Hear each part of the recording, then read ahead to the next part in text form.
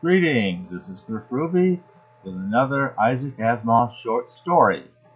And if you've been going through this whole series from the very beginning, you will have seen this magazine before, because this magazine is commemorating 20 years earlier when his very first story appeared in print on the amazing place known as Amazing Science Fiction Stories. So that would have been March 1939, and now we are up to March 1959, which, if it's equivalent to how 1939 would have come out sometime in January of 1959. So with this, we have crossed into 1959, and as we had before, we had reprinted the entire original story of Marooned off Vesta that he had published there in 1939 with somewhat reworked artwork. I talked about that before, and pretty close, virtually identical as I recall. And then it followed it with another story called Anniversary. Regrettably, this story does not come with any artwork and just a very small blurb, and as it turns out is almost virtually identical to the way it appears in the pages of Asimov Mystery. So, in fact, the only difference I noted was a dash comes out. I'll point that out when we get there. So we've got our three characters. They have survived this amazing adventure from being marooned in a loose orbit around Vesta, and through extreme cleverness on their part, and fortunately an extremely large supply of water, they managed to make a soft land on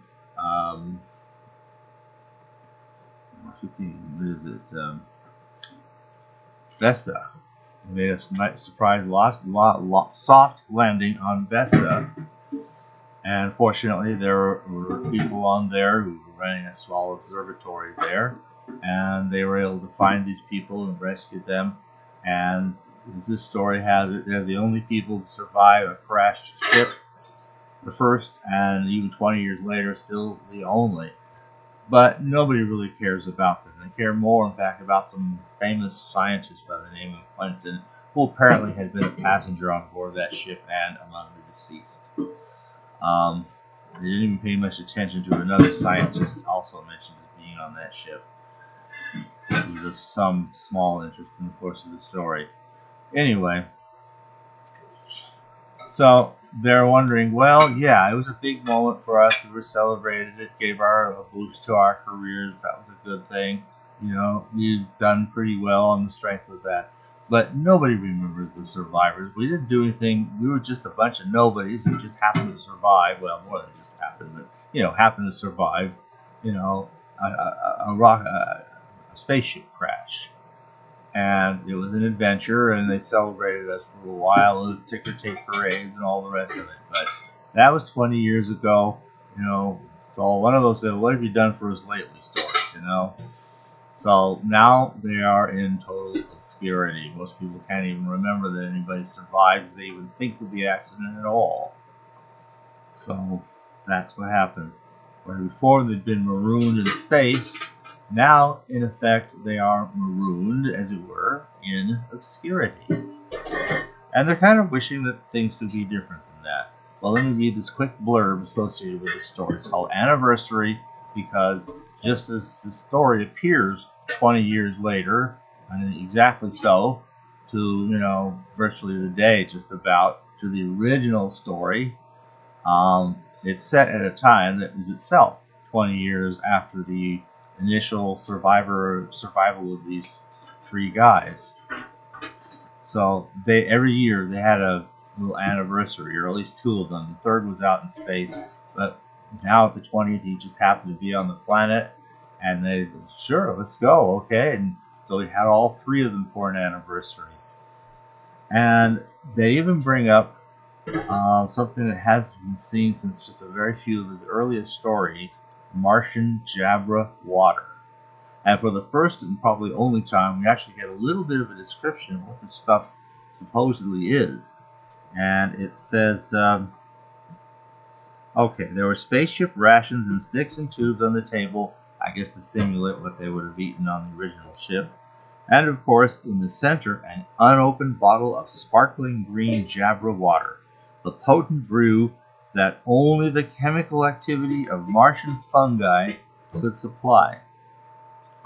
So, apparently that's where green Martian Jabra water comes from. So, okay. Now, at last we know, instead of Snog or whatever that is, now we know what that is, or at least what it's supposed to be in the context of these stories. So that's kind of a nice little detail. So they got to figure out what it was. Now, the only hint of that whole mystery was a brief paragraph where at one point somebody picks up a couple of things on their way through.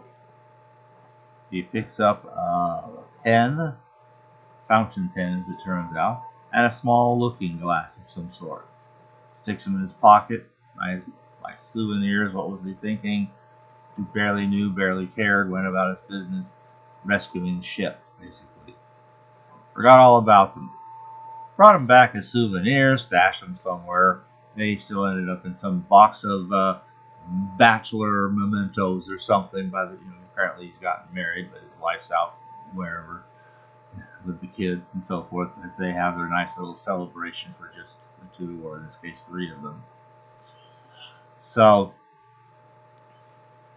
that was the only connection the original story had. Now they're going through trying to figure out, well, we start with this one thing. One part was the insurance company is still paying money for people to bring back pieces of shrapnel or whatever of the destroyed ship to bring it back to Vesta. They got a growing pile of stuff. So apparently people are finding stuff every now and then, bringing it back, getting paid some, made it worth their while to bring it back and put it in a pile somewhere, and the pile has grown over the years. So obviously this is still going on. And oh, by the way, one neat thing that kind of comes, I was like running into an old friend again, Multivac is in this universe. So we even have Multivac. So I think that's kind of cool. We have another description. Once again, it is someplace where nobody knows where it is. Let's see here. They start thinking about Multivac. Let's ask Multivac. Okay, so here's the description of Multivac in this one here. Well, they don't have Multivac itself. They just have a Multivac outlet. Sort of like having a dumb terminal that's hooked up to the grand computer, ultimate mainframe of all computers, Multivac. But it gives you access to it, and apparently it's something that's kind of difficult and expensive enough that you probably aren't going to have unless you really, really want it or deserve it or whatever it may be. So, you have a Multivac outlet here? Yes. I've never seen one, and I've always wanted to. Wow. Well, it's nothing to look at, Mike. It just looks like a typewriter. Don't confuse a Multivac outlet with Multivac itself. I don't know anyone who's seen Multivac. Morris smiled at the thought. He doubted if ever in his life he would meet any of the handful of technicians that spent most of their working days in a hidden spot in the bowels of Earth, tending a mile-long supercomputer that was the repository of all the facts known to man, that guided man's economy, directed his scientific research, helped make his political decisions, and had millions of circuits left over to answer individual questions that did not violate the ethics of privacy. This ethics of privacy will come up a little later in the story. So, there's Multivac. So they asked Multivac, is the insurance company still looking for parts of the what is it, that queen? What is that name of that ship? It says here. Okay, the Silver Queen. Yeah, are they still looking for that? Answer is yes. They're still looking for stuff. Okay. When they say, why are they looking for that? It gives this little yellow slip of paper, says, you need to explain why you we're going to ask this, so what valid need do you have? They say, well, look, we're the original crew who da-da-da-da, who were on there, blah, blah, blah. We're not crew, but, who were on that ship. We're the survivors. We think we have a right to know. And the answer is, you don't. Another yellow slip of paper that tells you, question refused by Multivac.